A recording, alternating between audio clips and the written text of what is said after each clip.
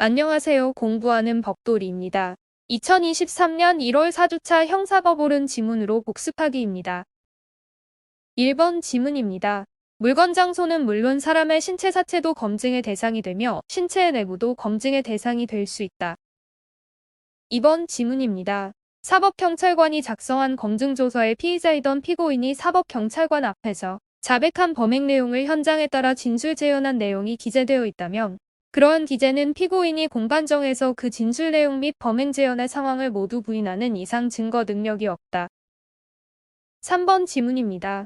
강제체열과 강제체녀 모두 감정처분허 가장을 받아 감정에 필요한 처분으로 할 수 있지만 압수수색의 방법으로도 할 수 있고 이때 수사기관은 원칙적으로 압수수색영장을 발부받아 집행해야 한다. 4번 지문입니다.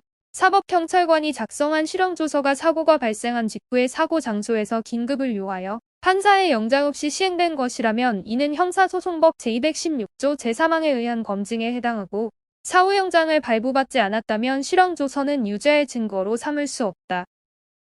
5번 지문입니다. 수사보고서의 검증의 결과에 해당하는 내용이 기재되어 있는 경우에도 문서의 성격이 수사의 경위, 결과를 내부적으로 보고하기 위하여 작성된 서류에 불과하다면 제312조 제6항이 검증조서로 볼 수 없다.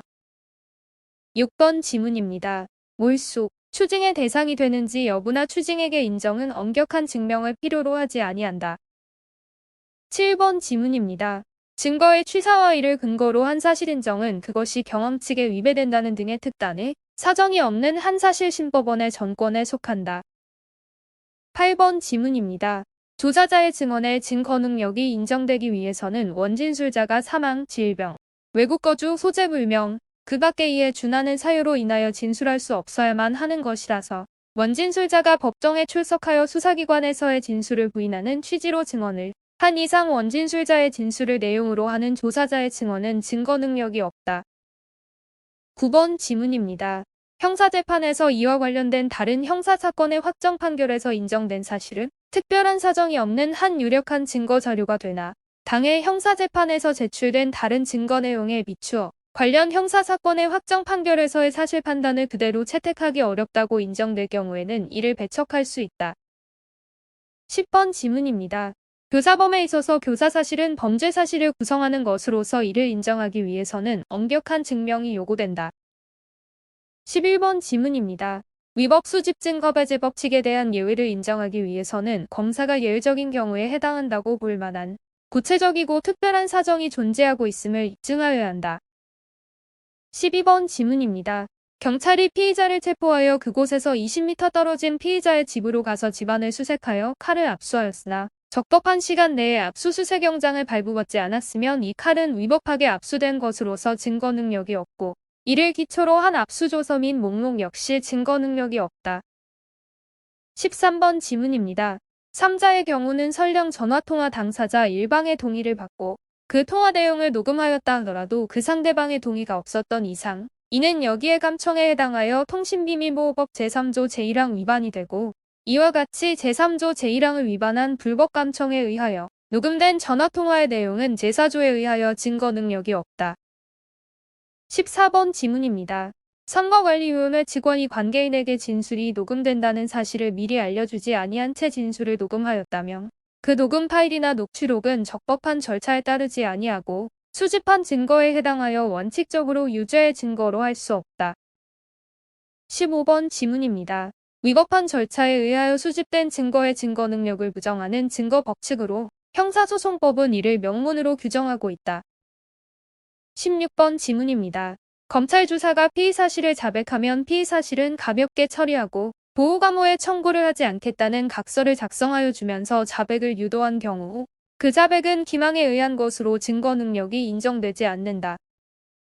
17번 지문입니다. 피고인이 수사기관에서 가혹행위 등으로 인하여 임의성 없는 자백을 하고 법정에서도 같은 심리 상태가 계속되어 동일한 내용의 자백을 하였다면 법정에서의 자백도 임의성 없는 자백이라고 보아야 한다. 18번 지문입니다. 임의성이 없다고 의심하게 된 사유와 피고인의 자백 사이에 인과관계가 존재하지 않는 것이 명백하여 그 자백에 임의성 있는 것임이 인정되는 때에는 그 자백은 증거 능력이 인정된다. 19번 지문입니다. 피고인이 피의자 신문조서에 기재된 피고인 진술의 임의성을 다투면서 그것이 허위자백이라고 주장하는 경우 법원은 재반 사정을 참작하여 자유로운 심증으로 진술이 임의로 된 것인지를 판단하여야 한다. 20번 지문입니다. 수사기관이 피의자를 신문함에 있어 피의자에게 미리 진술 거부권을 고지하지 않은 때에는 그 진술의 임의성이 인정되는 경우라도 위법하게 수집된 증거로서 증거 능력이 부인되어야 한다. 21번 지문입니다. 육군과학수사연구소 실험분석관이 작성한 감정서는 피고인들이 이를 증거로 함에 동의하지 아니하는 경우에는 유죄의 증거로 할 수 있는 증거 능력이 없다. 22번 지문입니다. 다른 피고인에 대한 형사사건의 공판조서 중 일부인 증인신문조서는 형사소송법 제315조에 의하여 당연히 증거 능력 있는 서류에 해당된다. 23번 지문입니다. 일본 세관서 통괄심리관이 작성한 필로폰에 대한 범칙 물건 감정서 등본과 분석회답서 등본은 형사소송법 제315조에 의하여 당연히 증거 능력이 있는 서류에 해당된다. 24번 지문입니다.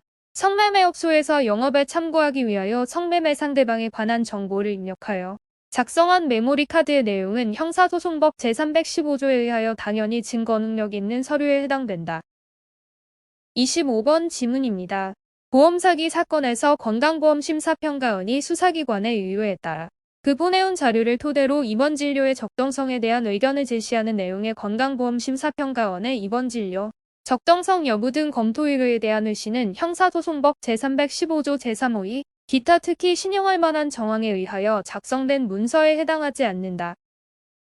오늘 준비한 내용은 여기까지입니다. 여러분의 꿈을 응원합니다. 마지막으로 여러분의 구독과 좋아요는 큰 힘이 됩니다. 공부하는 벅돌이었습니다. 감사합니다.